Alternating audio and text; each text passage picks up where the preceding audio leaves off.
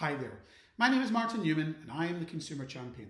I'm also the author of the new book, The Power of Customer Experience. Thank you so much for taking a couple of minutes of your time to watch this video.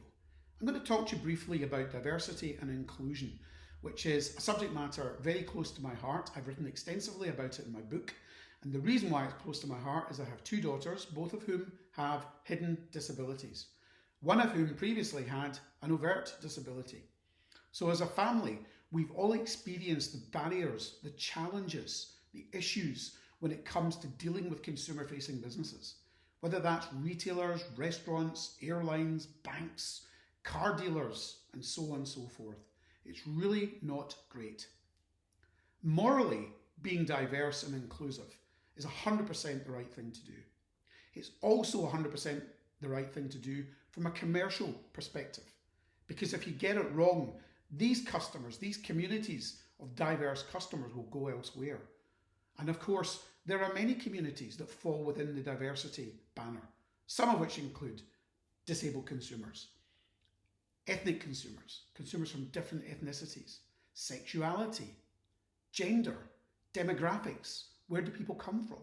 These are all things that businesses need to embrace. You may not know this, but there are 14 million disabled consumers in the UK today. 14 million.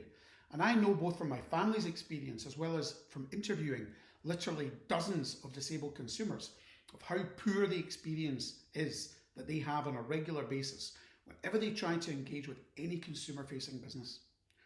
Now, if you're going to be diverse and you're going to be inclusive, you have to start looking internally, because I believe if you don't have a board of directors or a senior management team that are reflective of the customers that you're selling, then how can you possibly expect to do the best job for them? If there isn't somebody sitting around the board table, or more than one person sitting around the board table who is from an ethnic background, or somebody who's got a disability, or at least someone very close to them that does, if you don't have a board that has a good gender balance and so on and so forth, how can you expect to create a strategy and a proposition for customers that's going to be entirely relevant? I don't think it's feasible in this day and age. So it's morally the right thing to do, but it's also 100% commercially the right thing to do. I hope you enjoy reading about it in my book.